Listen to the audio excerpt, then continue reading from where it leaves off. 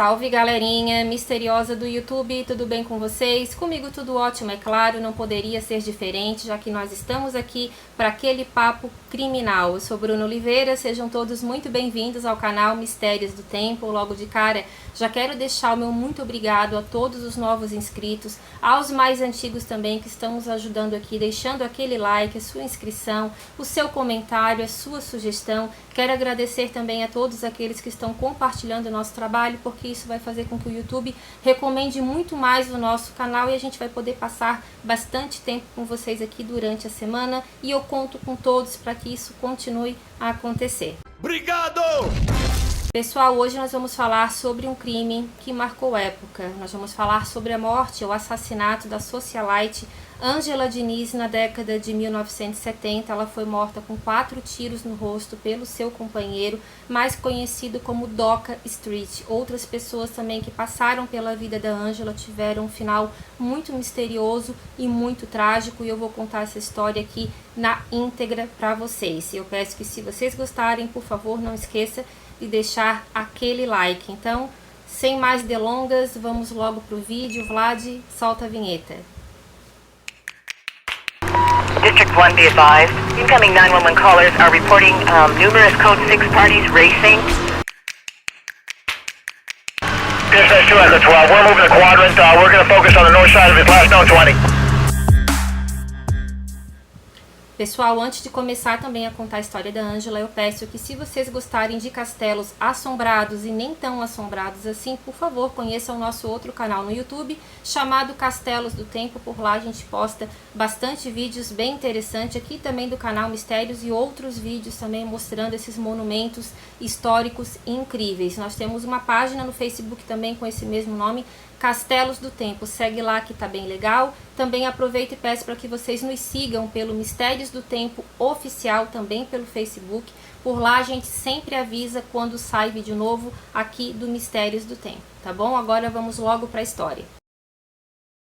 Ângela Maria Fernandes Diniz nasceu em Minas Gerais no dia 10 de novembro de 1944. Algumas fontes informam que ela nasceu no município de Curvelo, outras dizem que foi em Belo Horizonte. A Ângela tinha mais 2 irmãos e ela era filha mais velha do dentista Nilton Viana Diniz e da costureira Maria do Espírito Santo Fernandes Diniz. A mãe da Ângela criou essa menina para ser literalmente uma princesa, e mal sabia ela que essa princesa teria um final tão trágico com apenas 32 anos de idade.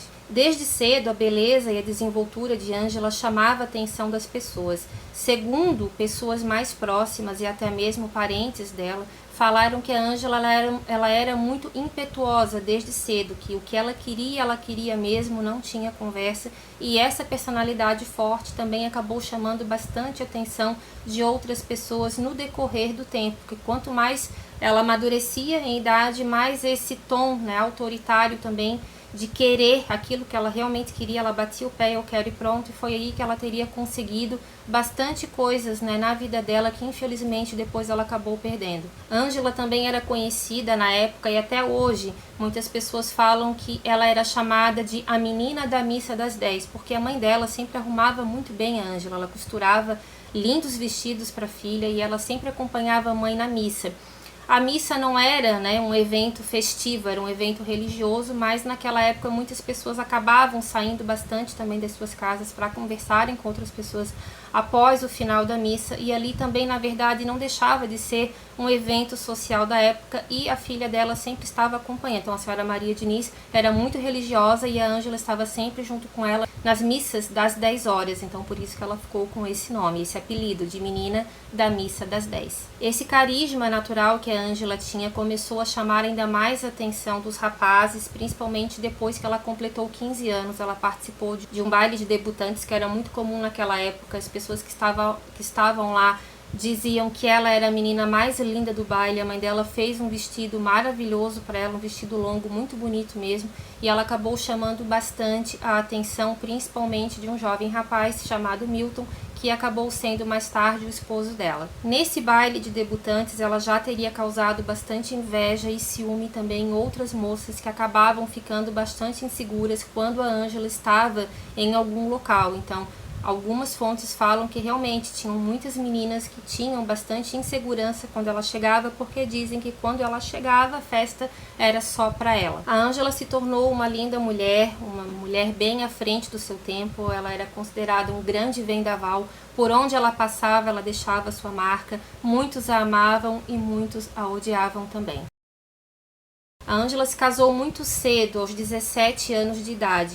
Seu esposo era o reconhecido engenheiro Milton Vilas Boas, que na época tinha 31 anos, ou seja, ele era 14 anos mais velho do que a Ângela. Eles ficaram casados 9 anos e desse casamento eles tiveram 3 filhos. Os 3 filhos, se chamavam Milton, Luiz Felipe e Cristiana Vilas Boas. O Milton, ele era muito apaixonado pela esposa dele, fazia tudo o que ela queria, todas as vontades, todos os caprichos que ele podia realizar, ele acabava dando para ela. Ela acabou tendo ali uma estatura, na verdade, uma posição social muito mais elevada, porque ela não vinha de uma família muito rica, mas o Milton acabou então proporcionando essa vida de luxos para a esposa dele. Só que o casamento durou apenas 9 anos, porque algumas pessoas que eram próximas do casal falam que na verdade o Milton, ele já estava ali numa fase da vida dele que ele queria ficar mais em casa.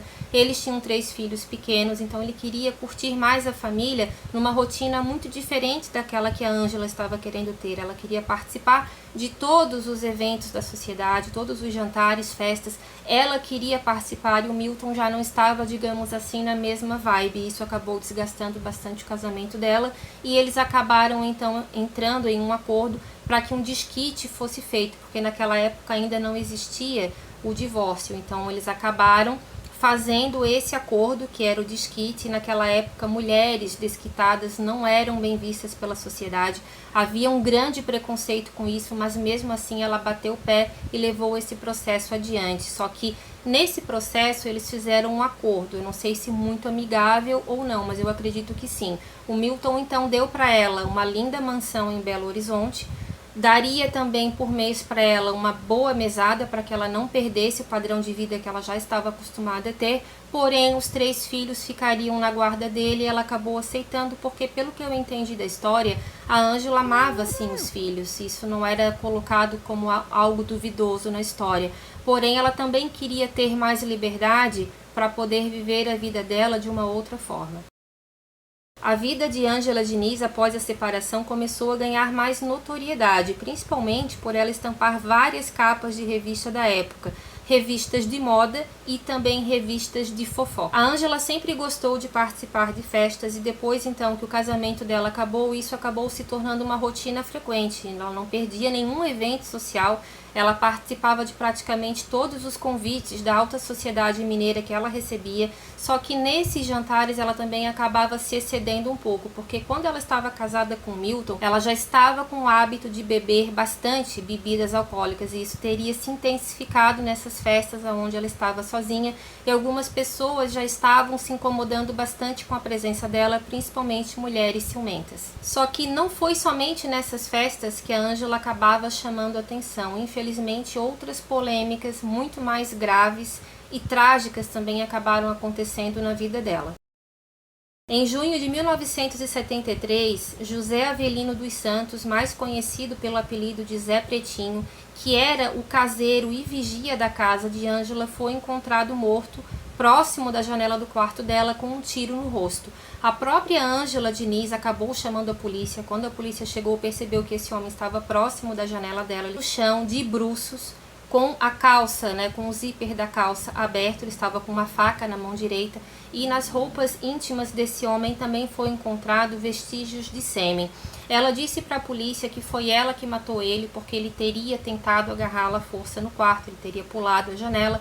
Ela tinha uma arma no quarto dela, levou ele até a rua e fez o disparo. Segundo ela, foi isso que aconteceu, só que não demorou muito para que a polícia percebesse que na verdade havia uma terceira pessoa na casa da Ângela e foi aí que a situação começou a mudar e foi descoberto também que ela estava tendo um caso com um homem casado. Foi descoberto então que a Ângela estava tendo um romance com Arthur Vale Mendes, conhecido como Tuca Mendes, um herdeiro milionário do grupo Mendes Júnior. Assim que descoberta a existência de uma terceira pessoa na casa, o Tuca Mendes confessou que quem matou José Avelino não foi a Ângela, e sim ele próprio. O Tuca falou que ele percebeu que uma sombra teria passado próximo da janela, ele já teria então ficado desconfiado, pegou a arma e foi para a rua verificar. Quando ele chegou próximo da janela do quarto da Ângela, esse homem, no caso José Avelino, já teria o atacado logo de imediato com uma faca na mão, e para então, poder se defender, ele matou esse homem com um tiro no rosto. Só que a polícia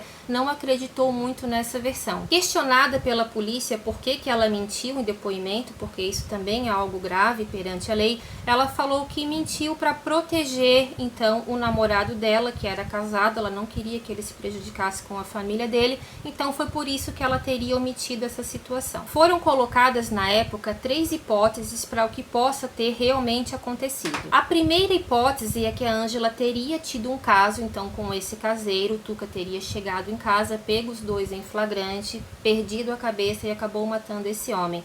Só que algumas pessoas que eram bem próximas da Ângela, na verdade considerados amigos dela, falaram que achavam pouco provável que ela tivesse um romance com José Avelino porque ele era negro. E esses amigos da Ângela falavam que ela era racista demais para se envolver com um homem negro. A segunda hipótese também levantada é que o Tuca teria pego, na verdade, o José Avelino espiando a Ângela pela janela e que ele estaria se masturbando. Perdido a cabeça, acabou cometendo o crime.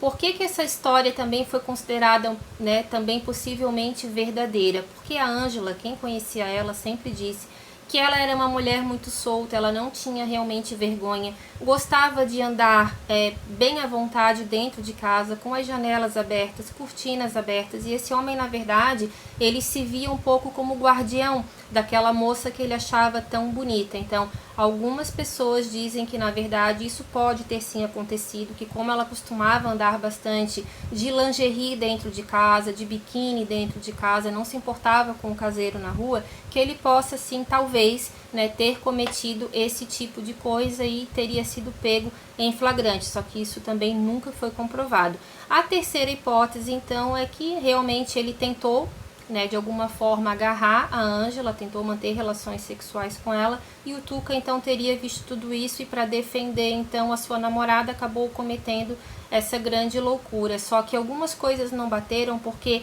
realmente aquele material que estava nas roupas íntimas do José Avelino foi comprovado que realmente era sêmen. Então, ou ele teve realmente alguma relação sexual com ela, ou ele acabou então tendo ali a segunda versão como realmente verídica. Ele estaria talvez se masturbando vendo ela pela janela, mas o material genético era dele. Agora, eu não consegui descobrir alguma informação se foi encontrado material genético dele no corpo da Ângela, porque eu não sei se ela levou esse caso ali à frente, como ele realmente tentou, como ele consumou o ato, ou se foi só uma tentativa. Agora, se foi só uma tentativa, essa história está bem mal contada por causa desse material genético que foi confirmado que estava no corpo do José Avelino. Ao final do processo, Tuca Mendes foi condenado a 2 anos de prisão, porém ele conseguiu uma suspensão condicional da pena e foi liberado, ou seja, a morte do caseiro ficou por isso mesmo. Pessoal, eu estou gravando hoje num dia que está tendo bastante trovões, então se acontecer, aparecer algum barulho aqui, por favor, nos perdoe a interferência sonora, mas com a natureza a gente realmente não tem vez, ela quem manda. Essa informação então vazou, a capa dos jornais da época só dava Ângela Diniz e Tuca Mendes, a situação para ele ficou ainda pior do que para ela, porque ele era casado, eu não sei como é que ficou a situação, eu sei que o romance dos dois não venceu o escândalo, eles acabaram rompendo, e a Ângela resolveu então ir embora para Copacabana, no Rio de Janeiro. Indo para o Rio de Janeiro, a Ângela conheceu então uma nova paixão, o colunista social Ibrahim Suede, com quem ela teve um breve namoro. Esse homem acabou apelidando ela de a Pantera de Minas, e esse apelido até hoje é vinculado ao nome dela. No Natal de 1974, a Ângela acabou se envolvendo em mais uma polêmica. Ela foi visitar os filhos em Belo Horizonte e na volta para o Rio de Janeiro, sem comunicar o Milton, ela acabou levando a filha dela, Cristiana, junto com ela. Assim que o Milton percebeu o que ela tinha feito, ele foi diretamente na delegacia, fez uma queixa de sequestro contra a ex-esposa e dentro de 48 horas ele já estava então no Rio de Janeiro e buscou a filha dele. Só que aí, pessoal, não teve conversa com o Milton, ele ficou muito indignado mesmo. Eu acredito que a separação deles talvez não tenha sido tão amigável assim, porque ele estava realmente bastante ressentido com a esposa. Ela tentou explicar que estava com saudade da filha, mas não teve conversa e ele abriu então esse processo. Eu sei que até o final ali de 1976, quando ela acabou sendo assassinada, eu já vou chegar nessa parte para vocês, esse processo então do sequestro ainda estava em andamento. A Ângela, na verdade, ela chegou a ser condenada. Agora, as fontes divergem um pouco ali em quanto tempo. Algumas falam que foram 6 meses de prisão e a outra fala que foram 6 anos de prisão, mas ela não chegou a ser presa. Ela entrou com recurso, então esse recurso é que ficou perdurando ali até 1976. Em 1975, por meio de uma denúncia anônima, Ângela foi presa sob acusação de esconder mais de 100 gramas de maconha em sua residência. Para poder responder o processo em liberdade, ela teve que assinar um termo onde ela confessava que ela era viciada em álcool e também em outras drogas. Raul Fernando do Amaral Street era mais conhecido como Doca Street, seu apelido de infância. Ele era filho de pais ricos e passou boa parte de sua vida morando nos Estados Unidos e também na África. Ele tinha profissões indefinidas, mas como ele mesmo disse em uma entrevista, ele já tinha feito praticamente de tudo na vida dele. Já tinha sido banhista, porteiro de hotel e também foi secretário do embaixador da Arábia Saudita em Washington. O Doca, ele era acostumado, na verdade ele era tido ali como um bom vivant, porque ele já era filho de pais ricos, porém ele sempre se relacionou com mulheres muito mais ricas do que ele. Ele teve 3 casamentos e as 3 esposas dele tinham muito dinheiro. A segunda, inclusive, era milionária. Quando ele conheceu a Ângela Diniz, ele estava no 3º casamento com a socialite também Adelita Scarpa, e com essa mulher ele acabou tendo 2 filhos. Por sempre ter esses romances com mulheres ricas e também profissões indefinidas, ninguém nunca sabia exatamente o que ele estava fazendo, sempre era algo relacionado ao mercado financeiro, mas muitas pessoas falam que na verdade ele não trabalhava, que ele vivia também da ajuda financeira dessas namoradas, dessas esposas que ele tinha. Doca e Ângela acabaram se conhecendo em um jantar ofertado em agosto de 1976 pela esposa dele na época, socialite Adelita Scarpa. Esse jantar foi dado em São Paulo, toda a alta elite paulistana estava ali e a Ângela acabou indo nesse jantar junto com o Ibrahim Suede, que eu não sei se nessa época ainda estava tendo um romance com ela ou se eles estavam somente amigos, mas foi ali então que a Ângela acabou conhecendo o Doca e todos falaram que foi paixão avassaladora à primeira vista, que enquanto o Ibrahim Suede estava entrevistando a Adelita Scarpa, o Doca estava então fazendo a corte para a Ângela Diniz. Com o passar do tempo, então, a esposa dele, com cerca mais ou menos ali de 3 meses após esse jantar, ela acabou descobrindo que o Doca estava tendo um caso com a Ângela, então mandou ele embora da casa dela. Dizem que nem as malas ele conseguiu levar, que ele teve que levar as roupas dele dentro de sacolas, porque ela falou que não ia dividir o marido dela com outra mulher e que se ele quisesse ir embora podia ir, mas nem as malas ele poderia levar, e assim foi feito. Ele acabou indo morar então na casa da Ângela em Copacabana. A empregada doméstica da Ângela na época, uma senhora chamada Maria José de Oliveira, falou que o Doca era um homem muito controlador e bastante ciumento, que nesses meses que eles ficaram juntos, porque eles ficaram juntos ali cerca de 5 para 6 meses, na verdade ele criou uma espécie de obsessão com a Ângela. A Maria José, que carinhosamente era chamada de Josa pela Ângela, ela disse que nesses meses em que eles ficaram juntos, o Doca só queria ficar no quarto, o ar-condicionado sempre estava no gelado, as cortinas estavam sempre fechadas, que a Ângela não saía nem para fazer as refeições, que ela pedia através de uma sinetinha, um sininho que ela tinha no quarto. Então a Maria José ia até lá levar as refeições, levava água, cigarro e bebidas, e assim foi por muito tempo.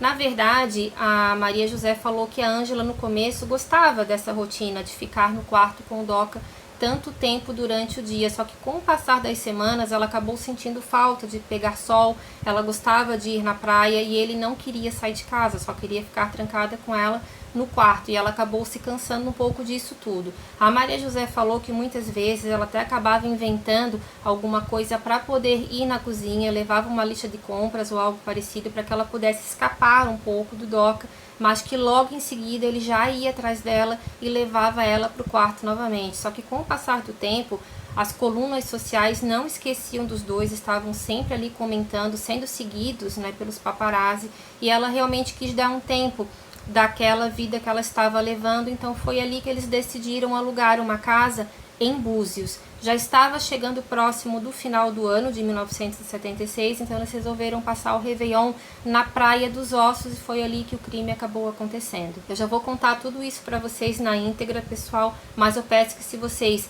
já estiverem gostando aqui da história, por favor, deixa seu like, deixa seu comentário, porque isso nos ajuda muito e eu conto com todos vocês.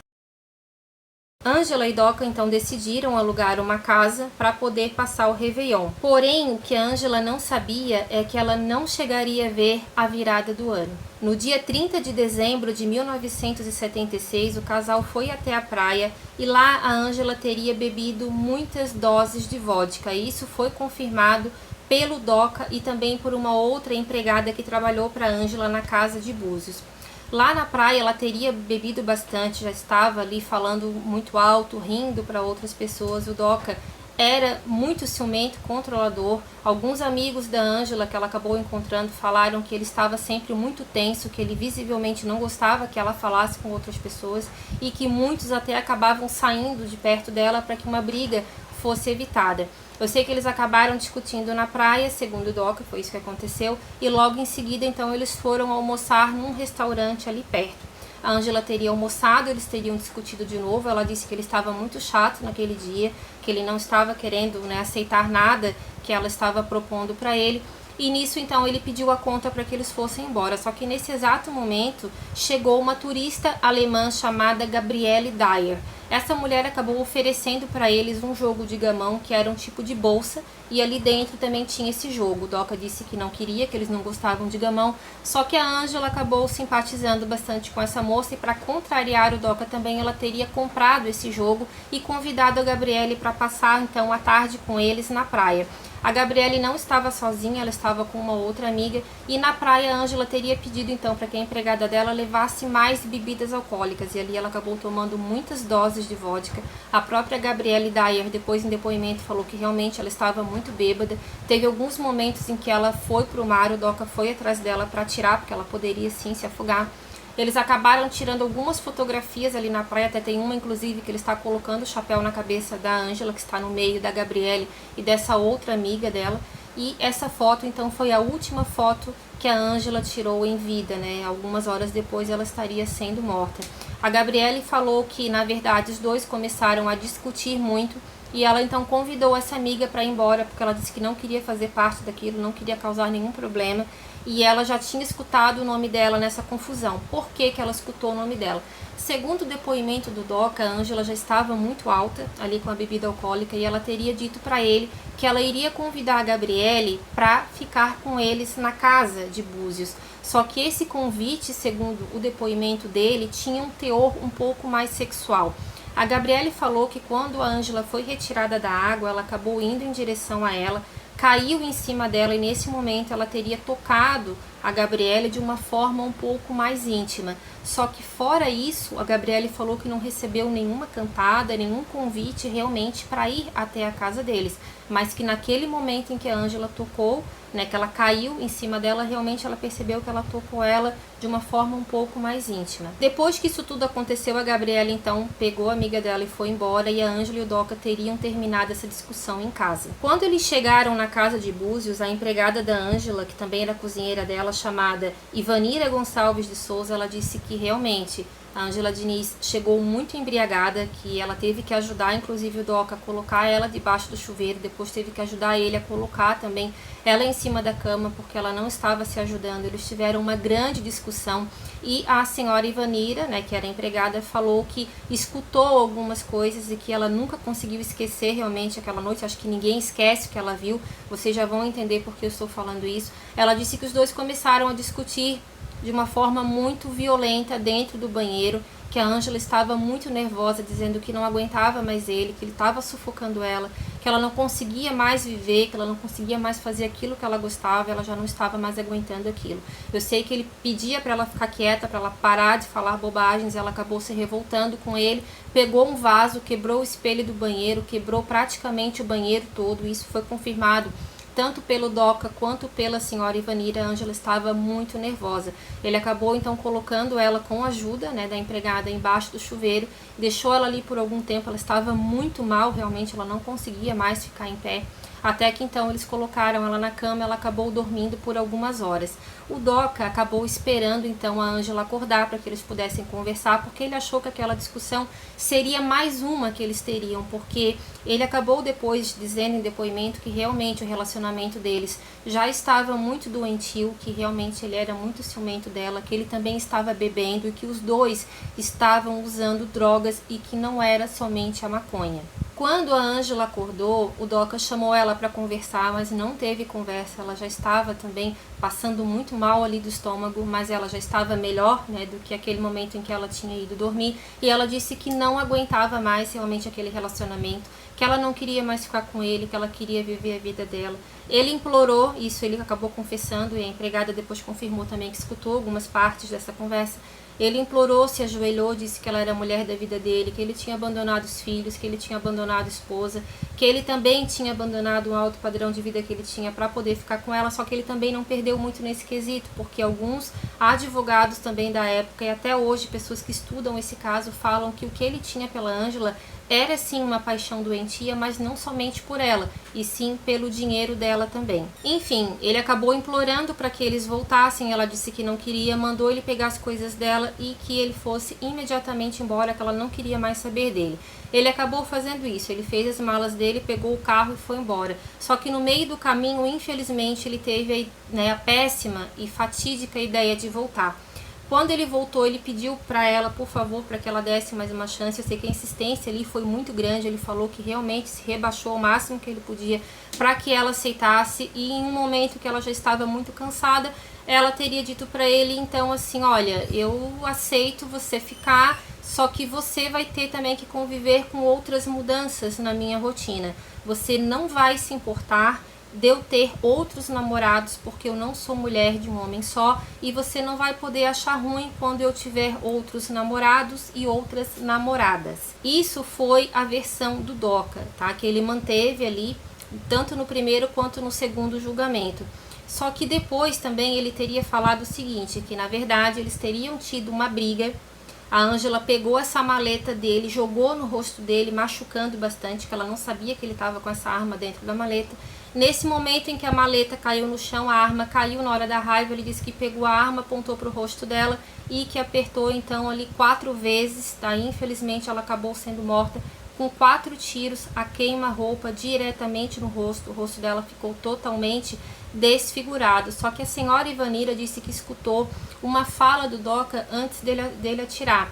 Ela disse que ele teria dito o seguinte: se você não vai ser minha, você também não vai ser de mais ninguém. Então é aí que às vezes, né, diverge um pouquinho essa história dela ter batido a maleta no rosto dele, daí sim a arma caiu e daí sim ele teve então o impulso de atirar. Para a polícia, na verdade, essa maleta nunca foi jogada no rosto dele, e sim que ele abriu a maleta, tirou a arma, decidido já a tirar a vida dela. Foi por isso que ele teria voltado no meio do caminho: ou você fica comigo ou você morre. Só que não deu tempo dela argumentar mais nada com ele, só deu tempo dela, né, soltar um grito muito alto, e ali os 4 tiros foram disparados. Assim que isso foi feito, ele deixou a arma do lado do corpo dela, pegou o carro e foi embora. O caseiro então foi chamar a polícia. A senhora Ivanira ficou ao lado do corpo dela, ela estava de bruços em cima de uma poça de sangue, ela ficou totalmente irreconhecível. Muitas pessoas falam que ele já atirou diretamente no rosto, que era para desfigurar realmente a beleza que ela tinha e que ele não tinha aceitado perder. E então, infelizmente, a polícia acabou demorando para chegar lá. Era um local, parece que o acesso não era tão fácil assim, era já praticamente virada do ano, muitas ocorrências estavam acontecendo, e a senhora Ivanira acabou tendo que ficar cerca de 3 horas do lado do corpo de Ângela Diniz. 20 dias depois do crime, o Doca Street foi preso em uma clínica em São Paulo. Em julho de 1977, a justiça concede um habeas corpus para ele, que estava preso aguardando julgamento. Em outubro de 1979, então, o DOCA vai ao primeiro julgamento. Esse julgamento aconteceu, se eu não me engano, em Cabo Frio. Era um tribunal bastante pequeno de uma cidade do interior, e isso teria favorecido bastante ele, porque como era a década de 70, uma cidade mais interiorana, as pessoas eram muito conservadoras, e a Ângela nessa época foi pintada por ele, pelos advogados, como uma mulher vulgar, e isso não era bem visto, né, para as pessoas do interior, que eram bastante conservadoras mesmo. A tese dos advogados de defesa dele era colocar a culpa do crime diretamente na vítima, alegando que a Ângela queria ter uma vida libertina e que isso poderia então atingir a honra do DOCA, e foi por causa disso que ele cometeu essa loucura. DOCA foi julgado e pegou uma pena de 2 anos de prisão, e isso obviamente causou uma grande revolta na família da vítima e também nos movimentos feministas da época. Essa pena leve foi dada a ele, pois ele foi considerado então ali, né, uma vítima da própria vítima, e foi alegado legítima defesa da honra. Porém, no dia 5 de novembro de 1981, aconteceu um novo julgamento. Dessa vez o cenário foi totalmente diferente, ele acabou pegando então uma pena maior de 15 anos de prisão em regime fechado. Em 1979, ele participou de uma entrevista onde ele disse que nunca iria esquecer o que ele fez, que isso é uma coisa que não se esquece, que Ângela tinha sido uma mulher muito importante na vida dele, que ela virou a cabeça dele, que ele não conseguia enxergar mais nada, que realmente ela tinha sido uma paixão avassaladora e que ele não sabe por que ele cometeu aquela loucura com ela. Depois de solto, ele também conseguiu um novo emprego no ramo financeiro em São Paulo. Ele se casou novamente, desse relacionamento parece que ele teve mais um filho. Em 2006, ele acabou escrevendo um livro intitulado Meia Culpa, onde ele coloca ali a visão dele, né, sobre a vida tanto dele quanto da Ângela, mas também, pelo que eu entendi, eu não li esse livro, mas pelo que eu entendi, ele também não culpa a Ângela, mas ele também não coloca a culpa somente nele. Então, eu acho que ficou uma história ali meio termo, assim. Então, eu acho que ele não colocou a culpa nele, também não colocou a culpa nela. Isso foram relatos de pessoas, né, que já leram o livro. Então, eu não sei se é isso realmente, de repente vocês já leram e tem uma visão diferente. No dia 18 de dezembro de 2020, então, o DOCA Street acaba falecendo aos 86 anos, vítima de um ataque cardíaco.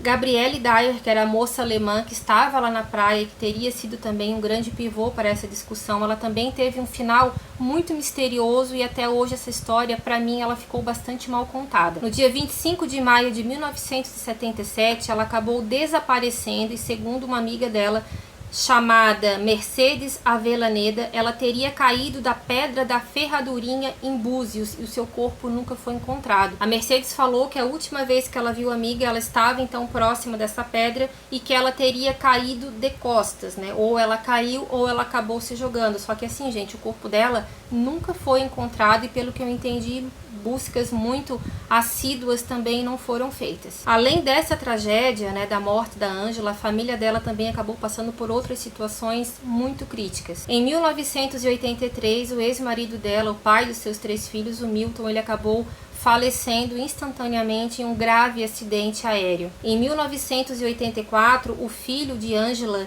Milton Luiz, também acabou morrendo, só que em um acidente de carro. Em 1984 também, o outro filho da Ângela, chamado Luiz Felipe, ficou tetraplégico por causa de um grave acidente de moto, e quem acabou cuidando desse rapaz foi a avó dele, a mãe da Ângela, a senhora Maria Diniz. Eu não consegui maiores informações. A Cristiana Vilas Boas eu sei que ainda é viva, mas referente ao Luiz Felipe eu não sei se ele é vivo ainda. E a senhora Maria Diniz eu acredito que já seja falecida, mas eu também não consegui encontrar maiores informações. Em uma entrevista emocionante dada em 1979, a mãe de Ângela disse que a filha poderia levar a vida que ela bem quisesse, que ela era uma pessoa muito amiga, muito carinhosa, e que fazia muita falta a ela. É óbvio que nenhuma mãe, né, que ama verdadeiramente seu filho vai conseguir superar uma coisa dessas. É muito triste mesmo. Vai ser feito um filme, pessoal. Na verdade, esse filme já foi gravado, está com o nome de Ângela. Ele vai ser lançado ainda em 2023, mas eu não consegui descobrir o mês.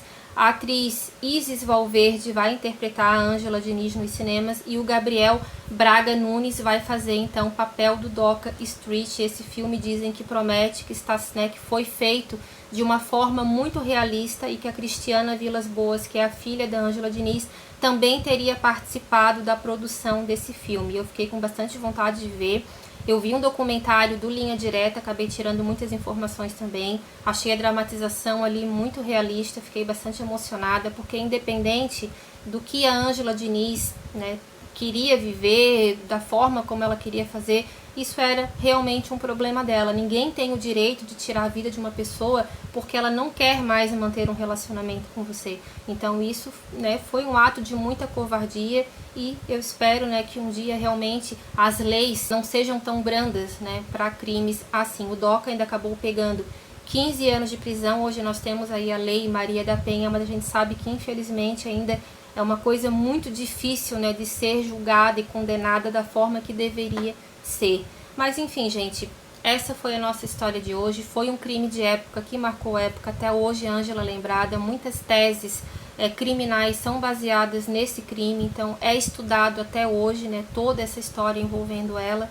E infelizmente uma vida foi tirada, outras vidas também foram tiradas, no caso do caseiro, que ficou uma história meio mal contada, não teve uma punição, ficou por isso mesmo. Teve essas outras mortes que acabou também envolvendo a família dessa mulher, que foi um ícone de moda e também de grandes polêmicas na década de 70. Tá bom, pessoal? Espero que vocês tenham gostado. Um beijo grande e até a próxima história. Tchau, tchau. District 1, be advised. Incoming 911 callers are reporting numerous Code 6 parties racing. Dispatch 2 Echo 12, we're moving the quadrant. We're going to focus on the north side of his last known 20.